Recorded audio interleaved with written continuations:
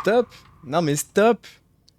L'idée c'est pas de devenir un super-héros du jardin, on est bien d'accord. T'es pas un super-héros des paysagistes, nous non plus d'ailleurs, hein. On n'est pas les super-héros des accompagnants de paysagistes, même si on fait quand même pas mal de trucs. Ouais, allez, viens, on est des super-héros quand même un petit peu. Aujourd'hui, nous allons parler de la responsabilité absolue de l'entrepreneur, qui est en fait quasiment son seul super-pouvoir.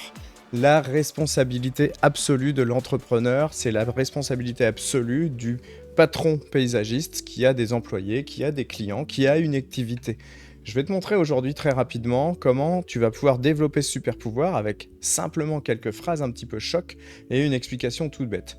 Tant que tu cherches un coupable, tu abandonnes ton pouvoir. Et tu vas voir que ici, puisque tu as des super pouvoirs et un super pouvoir caché dès l'instant que tu vas t'amuser à accepter ton super pouvoir de responsabilité, alors, nous allons pouvoir développer ça tranquillement dans cette vidéo. J'espère que je t'ai bien accroché avec la base. La base, pour que tu le saches, a été faite entièrement avec intelligence artificielle et un bon scénario au départ. Alors, qui est vraiment responsable dans ton entreprise? Voilà la vraie question. Ça se pose à tous les entrepreneurs en vrai, mais tu vas voir que c'est pas si évident parce que souvent, par exemple dans ton équipe, tu vas dire « Ah putain, ils sont nuls, ils manquent de motivation, ils comprennent rien, je leur ai dit un truc 10 fois, ils suivent toujours pas les consignes, etc. » On va parler aussi, rejeter de la responsabilité sur les clients, ce qui est encore pire. Ouais, c'est bon, ils chipotent sur tout, ils comprennent pas le travail, je leur ai envoyé le devis, ils répondent jamais, ils se foutent de nous, ils pigent rien, etc., etc. Je te jette pas la pierre, mon ami paysagiste, parce que j'ai été longtemps comme ça, à dire que je trouvais que les clients étaient cons parce qu'ils comprenaient rien. On va voir que c'était peut-être moi qui étais très con. Hein. Les fournisseurs, pareil, oh, ils me livrent pas à temps, ils sont chiants, on est toujours obligé de courir après, etc., etc. La qualité, ça baisse, c'est pas au rendez-vous, le pépinière, c'est nul, etc., etc. Bon. Si on regarde bien, le point commun entre toutes ces choses-là, c'est toi. C'est toi en tant qu'entrepreneur. Donc, si tu as des problèmes de ce genre et que c'est toi l'entrepreneur au milieu, alors on va te mettre au centre et on va dire que tu es responsable de tout ça. 100% responsable. Tu vas prendre cette responsabilité-là. Et je t'explique, c'est simple. Hein.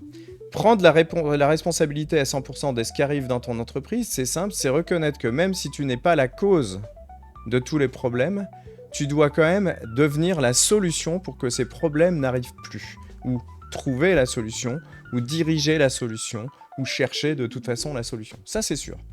Tu n'es pas forcément la cause de tous les problèmes, mais par contre, tu es la cause des problèmes dès l'instant que tu n'avais pas mis de solution en place. Donc au départ, puisque tu n'as pas mis de solution en place et que ton boulot c'est de trouver des solutions aux problèmes, alors si tu as des problèmes, c'est bien que c'est de ta faute.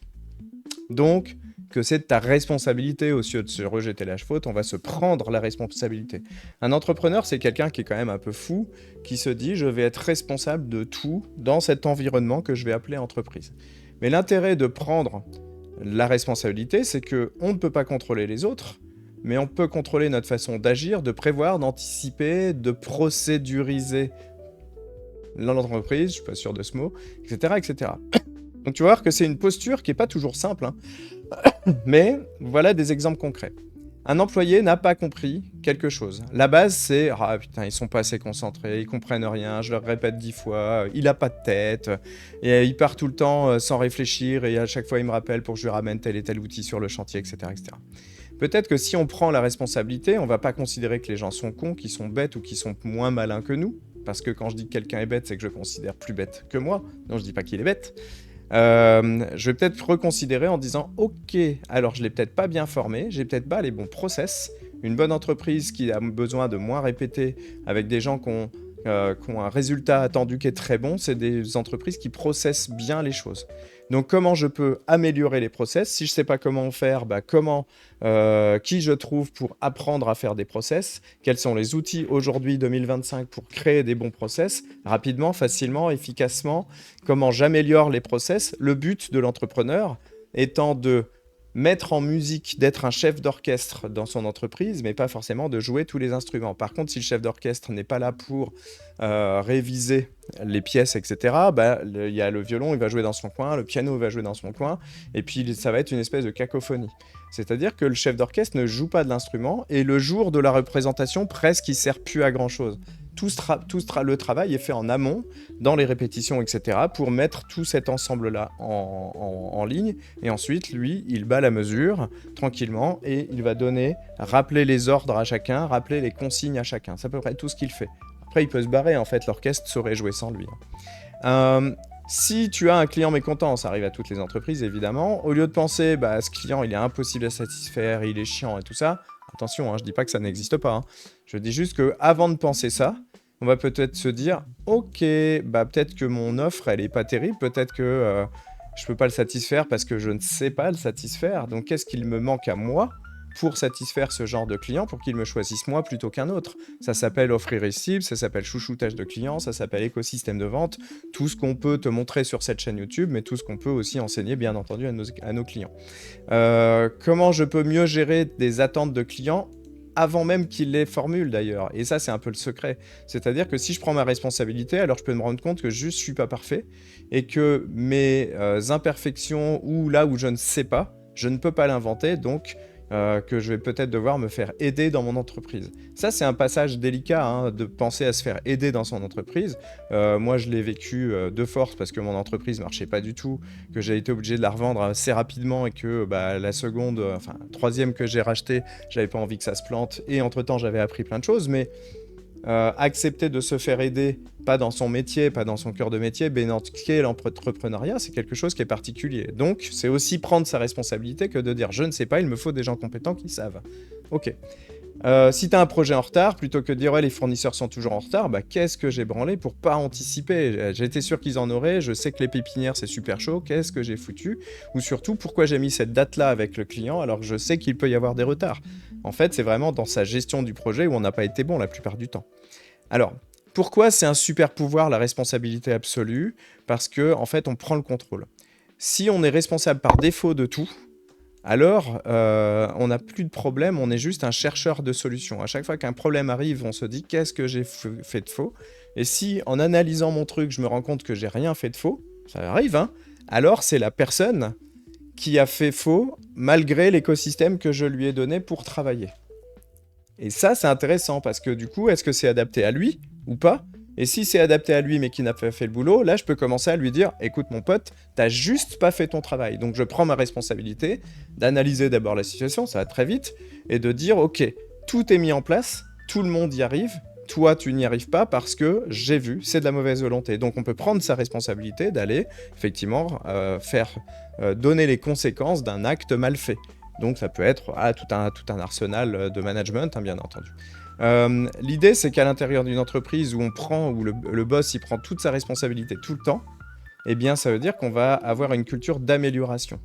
Parce que le dirigeant, ici, il montre l'exemple. Il n'est pas là pour gueuler, il est là pour assumer ses erreurs et celles de son équipe dès l'instant qu'il n'a pas mis les choses en place pour que son équipe ne fasse pas d'erreur. Donc, c'est une mentalité de progrès, en fait. C'est une façon de devenir un leader inspirant et d'avoir une entreprise qui va devenir très inspirante. Et c'est ça qui est intéressant, c'est qu'on veut être inspirant. Pourquoi? Parce qu'une entreprise inspirante, elle n'a plus besoin de recruter, les CV viennent à elle. Et ça, c'est vachement bien. Et les CV viennent à elle, et non seulement les CV viennent à elle, mais en plus les clients viennent à elle beaucoup plus facilement encore. On gagne en sérénité.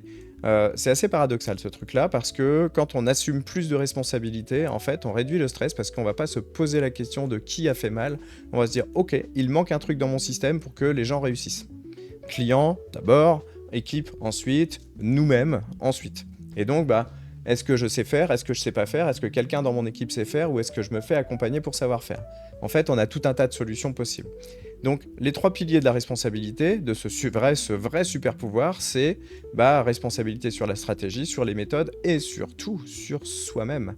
C'est pas parce qu'on est patron de son entreprise qu'on sait tout faire mieux que les autres, c'est vraiment très faux en général. Mais puisque tout part du dirigeant, il va falloir travailler sa vision d'entreprise et la partager. Il va falloir partager son énergie, donc cultiver son énergie. Donc peut-être justement du coup soigner son énergie physique, aller au sport, faire attention à ce qu'on bouffe, à ce qu'on fume, etc. On va devoir soigner sa gestion du temps. Parce que travailler 80 heures par semaine n'est pas une façon de gérer son temps suffisante pour être responsable envers soi-même, pour pouvoir ensuite avoir des clients et une entreprise qui tourne. C'est pas parce qu'on travaille beaucoup dans une entreprise qu'on travaille bien, c'est pas vrai.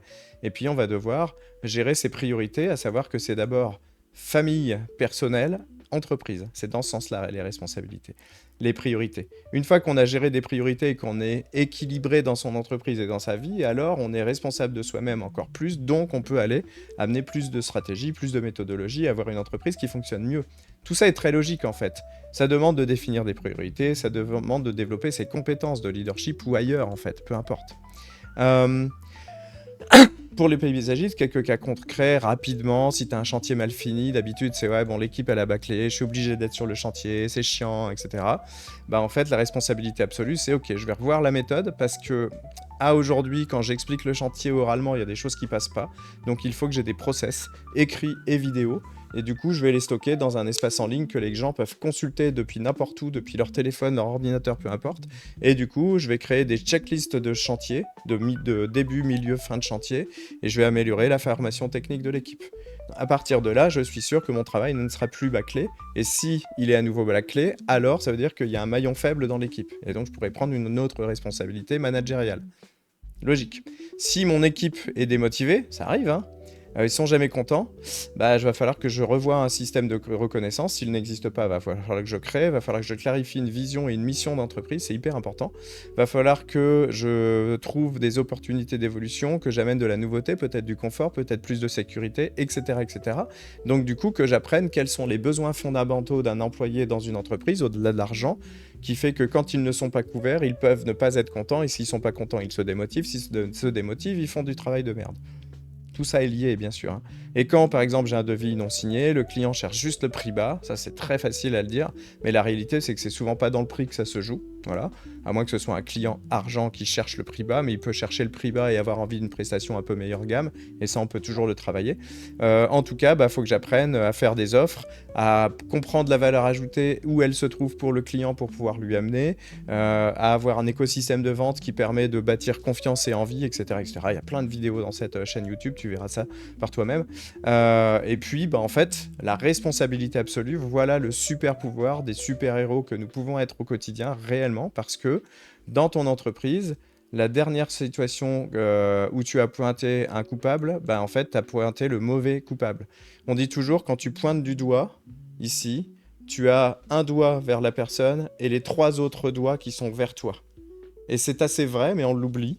Donc, à chaque fois que tu pointes du doigt un coupable dans ton entreprise, peut-être qu'il y a 3 doigts qui sont pointés sur toi et qu'il faut chercher le responsable plutôt chez toi plutôt que chez les autres. D'abord, ça ne veut pas dire que les autres n'ont pas de responsabilité. Qu'est-ce que j'aurais pu prendre comme responsabilité quand j'ai nommé plutôt un coupable ou une victime ou un mauvais client, un mauvais employé, etc. Qu'est-ce que j'aurais pu prendre comme responsabilité? Et surtout, quelle action concrète je peux faire pour reprendre le contrôle de ces situations-là? Parce que c'est beaucoup plus facile de se victimiser en tant que patron et de dire c'est de leur faute, ils font du mauvais travail, ils sont nuls, ils me volent, les clients sont cons, ils cherchent du pas cher, etc. Plutôt que de devenir acteur de son entreprise. Mais c'est une décision que tu peux prendre avant la fin de cette vidéo de te dire ok, maintenant je suis responsable de tout, j'accepte le jeu. Ok. Et puis, il y a tout un tas de rituels, je vais passer sur cette partie-là parce que c'est des choses qu'on trouve sur des bouquins liés à ça. La seule chose que je veux que tu comprennes ici, c'est que tant que tu pointes du doigt les autres, tu abandonnes ton super pouvoir. À chaque fois que tu n'es pas responsable de tout dans ton entreprise, tu abandonnes ton super pouvoir. C'est super emmerdant d'avoir un super pouvoir et de l'abandonner. En attendant, si tu veux qu'on analyse ton entreprise gratuitement, tu prends rendez-vous dans les commentaires, enfin dans la description de cette vidéo, tu as les liens nécessaires. Tu peux auto-analyser ton entreprise avec le test de la pyramide, c'est un test incroyable. N'hésite pas à le faire, ça va déjà te donner une des grandes lignes de ce que tu peux, de ce que tu as de concret, de bien dans ton entreprise et de ce que tu peux améliorer dès aujourd'hui. C'est entièrement offert, tu cliques sur le lien. Prends un rendez-vous avec nous également pour analyser plus profondément ton entreprise. Et puis à partir de là, tu peux te naviguer dans les vidéos ici. Abonne-toi parce qu'il y a des vidéos qui sortent très souvent. Et surtout, commente un tout petit peu cette histoire de responsabilité. Je demande jamais de commentaires sur cette chaîne YouTube. Tu fais ce que tu veux. Mais là, si tu as des cas concrets où avoir pris ta responsabilité t'a aidé ou t'être défaussé de ta responsabilité t'a chargé d'un problème que tu n'avais pas, donc t'as déchargé de ton super pouvoir, n'hésite pas, mets ça en commentaire, je prends avec plaisir et on répond à tout le temps.